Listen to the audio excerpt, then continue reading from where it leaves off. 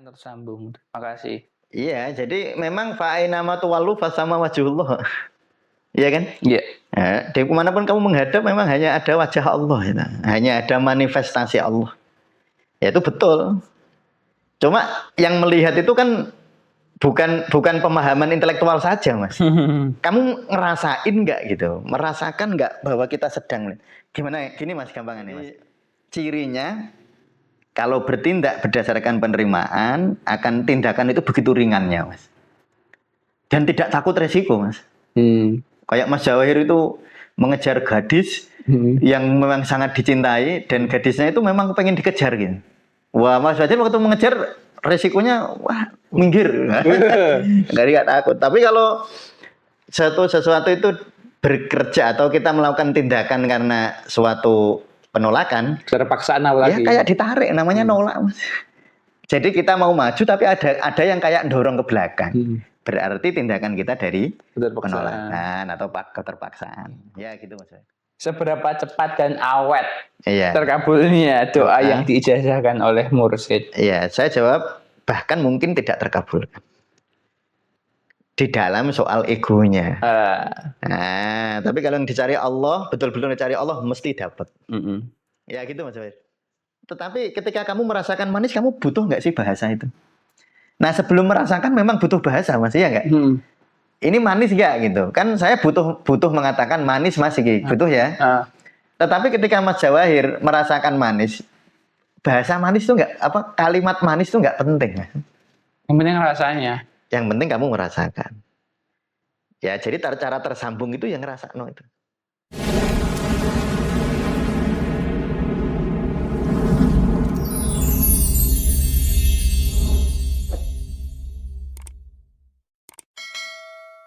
Assalamualaikum warahmatullahi wabarakatuh. Waalaikumsalam warahmatullahi wabarakatuh. Bismillah, alhamdulillah, Allahumma sholli wa sallim ala Sayyidina Muhammad ibni Abdillah.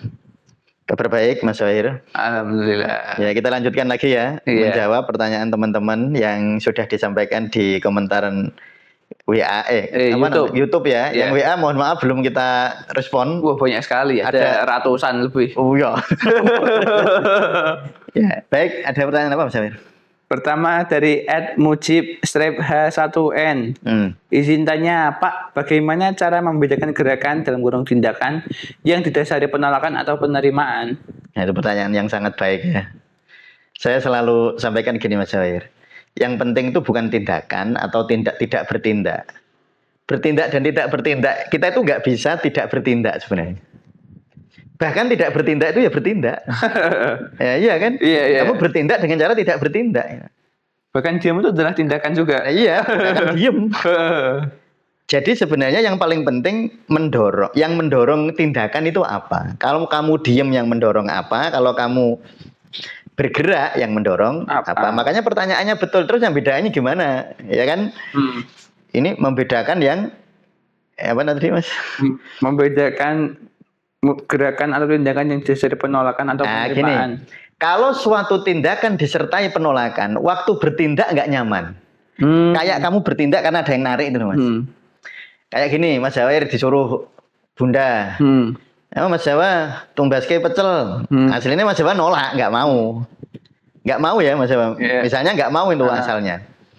Terus dipaksa, Bunda ngeleh. Pokok ke. Mas Jawahir kan mangkat tetap ya. Rasanya nggak enak Mas. Ada penolakan nggak? Ada. Kan asalnya nggak mau, lagi capek, lagi pulang dari kampus, tugas banyak, baru buka laptop, tiba-tiba Bunda nyuruh gitu kan Mas Jawahir sebenarnya nolak, tapi kan tetap bertindak. Iya. Rasanya berbeda ketika Mas Jawahir hatinya kayak seneng, Bunda terus nyuruh Mas Jawahir tumbaske pecel. Oh beneran sekalian pun aku juga lapar ya. Waktu bertindak beli pecel gimana Mas? Ya seneng lah. Seneng kan? Nah itu bedanya. Bedanya di situ.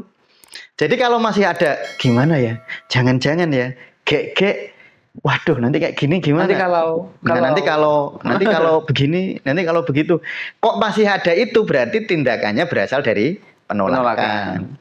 Tapi kalau bertindak itu sudah hatinya damai dengan riang gembira gitu. Itu tindakan yang berasal dari penerimaan. Itu cara bedanya begitu Mas Jawahir. Itu paling sederhana. Maka orang lain nggak boleh, Mas Jawir nggak boleh menilai saya, tindakan saya berdasarkan penolakan atau penerimaan, karena yang merasakan sensasi nggak enak kan saya, Mas. Iya, bukan. Dan saya juga nggak bisa menilai Mas Jawahir gitu.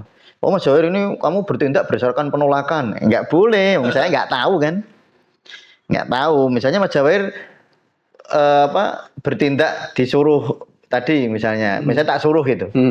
Mas Jawahir ini diedit, diulang ya ngeditnya gitu. Nah, kan ada penolakan. Tapi karena takut ya toh, karena menolak terus bertindak, enak nggak? Enggak nyaman. Enggak nyaman, tapi pura-pura tersenyum nggak? Kan pura-pura tersenyum. Makanya saya nggak tahu Mas Jawir itu aslinya menerima apa nggak tahu kan. Nah, itu ya. Jadi cirinya kalau bertindak berdasarkan penerimaan, akan tindakan itu begitu ringannya, Mas. Dan tidak takut resiko, Mas. Kayak Mas Jawahir itu mengejar gadis yang memang sangat dicintai, dan gadisnya itu memang pengen dikejar gitu. Wah, Mas Jawahir waktu mengejar resikonya minggir. Nggak takut. Tapi kalau sesuatu itu bekerja atau kita melakukan tindakan karena suatu penolakan, terpaksaan apalagi. Ya kayak ditarik, namanya nolak, Mas. Jadi kita mau maju tapi ada yang kayak dorong ke belakang. Berarti tindakan kita dari penolakan atau keterpaksaan. Ya gitu, Mas. Baik, selanjutnya dari @satrias7083. Ya. Assalamualaikum Abah. Waalaikumsalam. Izin bertanya, seberapa cepat dan awet terkabulnya doa yang diijazahkan oleh guru mursyid? Kadang-kadang nggak didoakan, nggak dikabulkan juga. Kalau definisi dikabulkan itu menurut ego, Mas. Jadi kalau kita mengatakan bahwa terkabulnya doa menurut ego kita, saya berani mengatakan bahkan kalau yang mengijazahi mursyid sekalipun belum tentu kejadian. Karena sebenarnya yang paling penting gini, Mas Jawahir punya mursyid nih. Yang paling mursyid gunakan untuk apa sih sebenarnya? kan ada banyak orang ya, bukan semua loh ya. Banyak itu artinya lebih dari 2 lah. Banyak ya. Banyak orang yang dia itu bermursyid agar kaya. Kayak gini, ada orang nih, hidup saya kok susah terus ya. Dari dulu apa saya karena nggak punya mursyid ya. Nah, akhirnya cari mursyid ya, Mas ya. Nah, ketemulah mursyid di bawah temennya. Aku duwe guru. Wah, jos ya. Dulu saya begini-begini, sekarang kamu lihat saya kan bisa kayak gini. Nah, orang ini yang diajak temennya tadi bermursyid karena apa, Mas? Ingin kaya. Memperalat gurunya. Ya, nanti akhirnya ya namanya guru kan manusia. Ya, mursyid itu kan begini, Mas. Walaupun tahu muridnya salah, dia tetap diem aja. Nggak akan ngomong, kamu niatmu kayak gini. Ya ada mursyid kayak gitu. Tetapi pasti itu punya alasan yang lebih subsil yang kita nggak tahu lah. Nah, jadi terus sampai delalah diijazahi kan sama mursyidnya. Nih tak kasih wiridan biar kaya gitu. Jawabannya tadi berapa lama ya tuh? Jawabannya bahkan mungkin nggak dikabulkan. Nggak jadi kaya juga, sampai mati nggak kaya-kaya, nggak apa-apa. Kalau orang beriman nggak apa-apa kok, Mas. Iya, karena bermursyid itu kan bukan mencari kaya memang. Kalau yang kamu cari itu kamu bisa kecelek. Iya kan? Iya. Kalau yang kamu cari kekayaan, kesehatan, kesembuhan, ya bisa kecelek lah. Ya nyun sewu ya, mursyid itu ya iso lara rak, Mas. Bisa sakit dan bisa nggak sembuh kan? Iya. Ya nyun sewu. Banyak ya nggak usah mursyid. Rasulullah itu sedo secara logika gerah ya toh, Mas. Iya kan? Iya. Rasulullah itu ya itu kan sering diceritakan di dalam hadis-hadis itu. Kalau beliau gerah itu kepalanya sampai ditaleni gitu. Artinya Rasulullah itu gerah juga gitu. Maksud saya apa? Kalau kita itu cari mursyid, ingin terkabulnya keinginan ego, ya siap-siap kecelek gitu aja. Ya siap kecelek itu apa, Mas bahasanya? Nah, angel ya. Siap-siap nggak dapet lah. Ya siap-siaplah kecewa. Ya, siap-siap kecewa. Itu saya karena nggak ada jaminan pasti terkabulkan. Lo nek ngono iki terkabulkan ya duniane kacau toh, Mas. Misalnya setiap orang punya mursyid lalu jadi kaya, repot gak, Mas? Repot dunianya. Makanya Allah itu kadang-kadang mengutus nabi yang kaya raya, Sulaiman. Tapi ya mengutus nabi yang tidak punya apa-apa, ya kan? Ono wali sing sugih ada Mas ya. Ada. Ada wali yang pakaiannya cuma 2, ada. Ada. Karena itu menunjukkan bahwa Allah itu maha kuasa gitu. Jadi jangan terus kalau saya punya mursyid doa saya pasti terkabul. Ya saya ngomong ngono iki sapa? Nah itu udhu'uni astajib lakum itu bukan berdoalah kepadaku maka akan aku ijabah, enggak gitu maknanya. Udhu'uni astajib lakum itu maknanya adalah panggillah aku akan datang. Aku akan menjawab panggilanmu. Bukan mengabulkan keinginan egomu gitu loh. Jadi pertanyaannya dipertegas lagi Mas, diulang lagi gimana tadi? Ini seberapa cepat dan awet terkabulnya doa yang diijazahkan oleh mursyid? Iya, saya jawab bahkan mungkin tidak terkabul. Di dalam soal egonya. Nah, tapi kalau yang dicari Allah, betul-betul dicari Allah mesti dapat. Ya gitu Mas Wahid. Ada lagi? Baik, selanjutnya dari Rosel 7909. Oh ya. Saya suka berbuat akupuntur. Shinse seperti sangat menyeluruh, memeriksa dan sabar pada pasien. Tak seperti beberapa dokter yang kesannya terburu-buru, serba cepat karena pasiennya juga emang banyak. Mau tanya Ustadz, bagaimana bisa pendekatan pengobatan ruh atau chi, misalnya lewat akupuntur itu bisa menyembuhkan? Saya memahaminya karena setelah dibuat luka sangat kecil lewat tusukan jarum, maka tubuh terstimulasi untuk menyembuhkan titik luka yang kecil itu, yang pada akhirnya bisa menyembuhkan sakit. Ya, saya belum sempat menghayati pertanyaan. Nanti diulang ya. Tapi saya jangan diulang dulu. Saya mau jawab gini dulu. Dokter itu ilmunya kalau meriksa sebenarnya lama juga Mas. Seharusnya. Iya, seharusnya lama. Dulu ya saya kalau pas praktek gitu, pas koas itu. Ya namanya meriksa itu semua diperiksa Mas. Harusnya. Cuma sudah saking pintere itu ya nggak diperiksa. Karena bisa jadi dokter yang sudah berpengalaman, orang jalan aja tahu tuh problemnya apa Mas. Iya. Sudah mendarah daging dokternya. Sudah mendarah daging.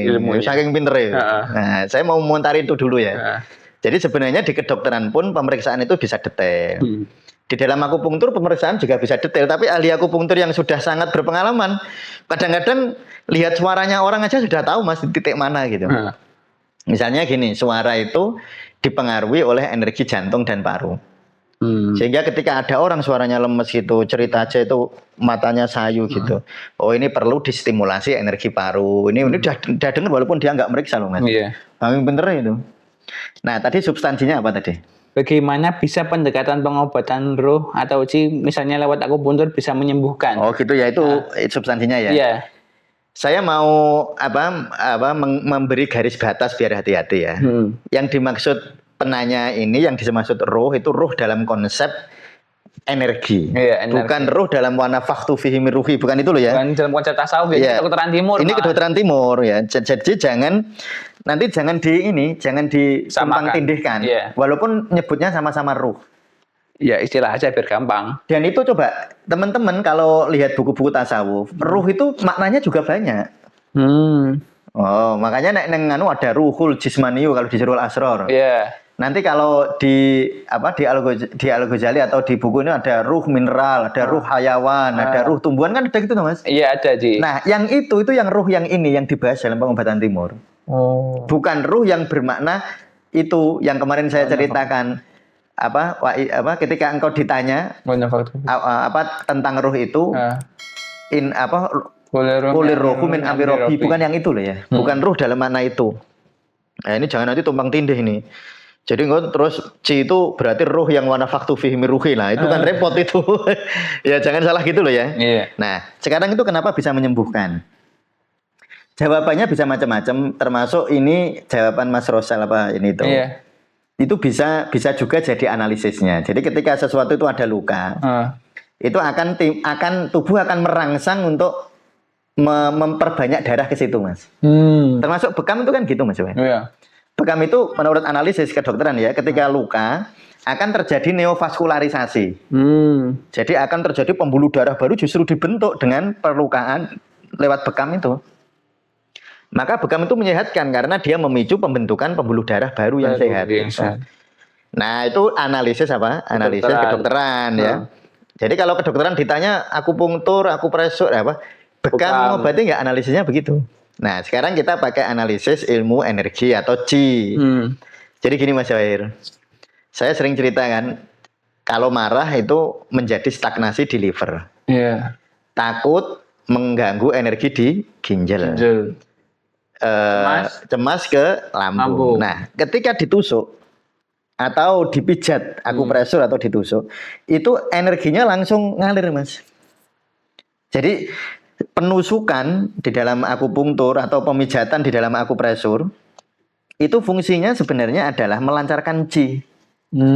Kalau Qi lancar, sarafnya membaik. Kalau saraf membaik, darahnya membaik. Kekebalan tubuh meningkat. Nah, itu analisisnya. Sebenarnya analisisnya lebih, saya mau cerita panjang lebar satu buku bisa, tapi nggak usah. Pokoknya itu logis gitu aja. Ya gitu Mas Amir. Selanjutnya dari @Hari yang baik. Oh iya, ya. Alhamdulillah ya baik. Assalamualaikum Pak Kiai. Waalaikumsalam. Terima kasih sudah memberikan pencerahan melalui channel ini. Sejak 2 bulan ini tidak ada satupun video yang terlewat. Saya lihat tiap minggunya. Alhamdulillah. Mohon izin bertanya Pak Kiai. Ya. Kalau saya duduk diam, punggung tegak, lurus merasakan nafas. Kenapa ya Pak Kiai bagian dalam kepala bagian belakang sampai tengkuk belakang kerasa kaku dan tegang ya? Iya. Tegang. Oh gitu ya. Gini ya. Sebenarnya saya jawab sudah pertanyaan seperti ini banyak yang di grup pelatihan ya Mas ya. Pelatihan itu sudah sering saya jawab, dan kemarin di grup pelatihan itu sudah saya kirim sensasi-sensasi di dalam zikir itu kalau begini, kira-kira begini itu ada. Nah ini saya jawab yang ini, yang apa namanya, semacam ada ketegangan ya Mas ya. Nah di belakang. Jadi ketegangan itu sebenarnya akumulasi energi yang mau meledak, bukan meledak, kayak ini loh Mas, kayak luruh gitu loh Mas. Sebenarnya kalau diterima. Nah itu, karena kalau ditolak dia nggak jadi luruh, malah memadat. Jadi kalau kita zikir nih, lalu akan terjadi ketegangan. Rumusnya terima. Rumusnya qanaah, diterima. Ketika diterima dia larut Mas. Kalau ditolak, ini kayak gini Mas, ada aliran air maju, terus kamu nolak, nggak boleh lewat. Malah ngumpul nggak? Dibendung malah. Malah ngumpul nggak? Ngumpul. Ya malah kenceng. Makanya anunya diterima. Itu analisis, bukan analisis ya. Kali ini diterima. Diterima itu berarti melampaui. Ya, kalau nanti, ya ini kalau dianalisis dengan ilmu kedokteran timur bisa Mas. Ketegangan di leher itu biasanya karena energi terlalu lembab di usus besar. Kekacauan energi di usus besar. Itu orangnya gampang kenceng di sini. Gampang di bahunya gampang kenceng gitu loh. Nah, jadi ini bedanya, ini sensasi karena zikir apa sensasi karena usus besar ya? Bedanya tadi rumusnya. Kencengnya itu rasanya nikmat. Lalu kita menerima. Nanti lepas Mas. Nah itu ya. Nah, tapi kalau dari penyakit rasanya nggak enak. Rasanya nggak enak kalau dari penyakit. Ya jadi rekomendasi saya begini aja lah. Ini rekomendasi saya Mas Jawahir ya. Diterima sensasi apapun yang muncul pada saat kita zikir. Ketika kita menerima maka dia akan kembali kepada Allah. Dan ketika semua kembali kepada Allah maka yang ada hanya kebaikan belaka. Nah itu Mas Jawahir. Ada lagi? Selanjutnya dari Rudi Kusriyadi 842. Assalamualaikum Bu RWB. Waalaikumsalam warahmatullahi.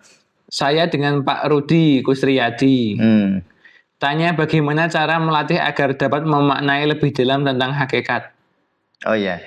Ini sebenarnya lebih detail kita ajarkan di kepekaan energi zikir ya. Nah, jadi tekniknya bagaimana itu memang di dalam pelatihan kepekaan energi zikir. Tetapi sederhananya begini Mas, caranya itu ada 2. Melalui fisik, yaitu melalui nafas. Ya, melalui nafas. Yang kedua, melalui pemaknaan terhadap setiap ibadah. Ya, misalnya sholat. Ya jangan hanya ngucap alhamdulillahirabbil alamin, jangan hanya ngucap, tapi dimaknai alhamdulillah itu maknanya apa. Nah, jadi 1 bisa lewat nafas ya. 2 bisa lewat memaknai. Yang ketiga, ini yang justru yang paling penting. Sadari bahwa setiap gerakan, bukan hanya gerakan Mas, setiap muncul letupan-letupan hati, setiap muncul pikiran-pikiran, setiap muncul sensasi-sensasi, semua asalnya dari Allah. Jadi kalau Pak Kusnadi itu Allahu Akbar, rasakan bahwa Allahu Akbar itu yang gerakan Allah.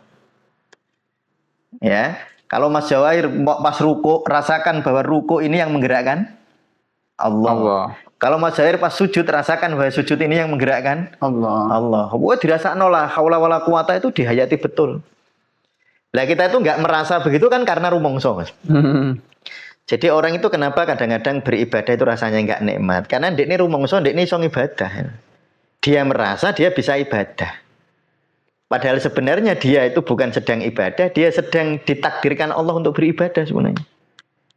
Coba ya nanti, pas sholat terutama, lah riyadhah itu paling apik sholat lah. Pas Allahu Akbar, rasakan bahwa tangan ini yang menggerakkan Allah, Mas. Pas Mas Jawahir Al-Fatihah, rasakan bahwa yang menggerakkan ini Allah, Mas. Pas Jawahir ruku, rasakan ruku ini yang menggerakkan Allah, lo gitu. Dirasakno. Nanti insya Allah kita akan masuk ke dalam makna-makna hakikatnya, Mas Jawahir. Ya saya kira gitu, Mas Jawahir. Ada lagi apa cukup? Satu lagi, Pak. Oh, satu lagi ya, siap. Dari Editin Yuki. Ya. Assalamualaikum Ustadz. Waalaikumsalam. Jadi artinya kita harus meyakini bahwa di barat, timur, dan semesta ini adalah manifestasi wujud Allah. Sedih, susah, kaya, miskin, sakit, sehat adalah wujud Allah. Bagaimana caranya agar terus bisa merasakan tersambung? Terima kasih. Iya, jadi memang fa'ainama tuwallu fasama wajhullah. Iya kan? Iya. Ya, dari kemanapun kamu menghadap memang hanya ada wajah Allah, ya. Hanya ada manifestasi Allah. Ya itu betul. Cuma yang melihat itu kan bukan pemahaman intelektual saja, Mas. Kamu ngerasain nggak gitu? Merasakan nggak bahwa kita sedang gimana? Gini Mas, gampangan nih Mas. Mas Jawahir kira-kira, ini tak tanya nih. Kalau ngadep Pak Presiden, gemeter nggak? Gemeter. Nah, gemeter. Gemeter itu ada rasanya nggak? Ada. Nah, kita kalau pas menghadap Allah pas sholat, itu ada nggak sensasi gemeter gitu? Nah, jadi sebenarnya itu yang penting itu ngerasakno itu Mas. Bukan pemahaman intelektual loh ya. Kalau pemahaman intelektual kan berdasarkan dalil akli dan nakli. Oh dalilnya fa'ainama tuwallu fasama wajhullah. Kemanapun kamu menghadap, di situ hanya ada wajah Allah. Lalu kita secara intelektual paham, secara intelektual. Langit bumi dari Allah, bintang-bintang dari Allah itu intelektual Mas, pemahaman intelektual. Tetapi yang paling penting sebenarnya bukan pemahaman intelektualnya. Kamu ngerasakan nggak gitu?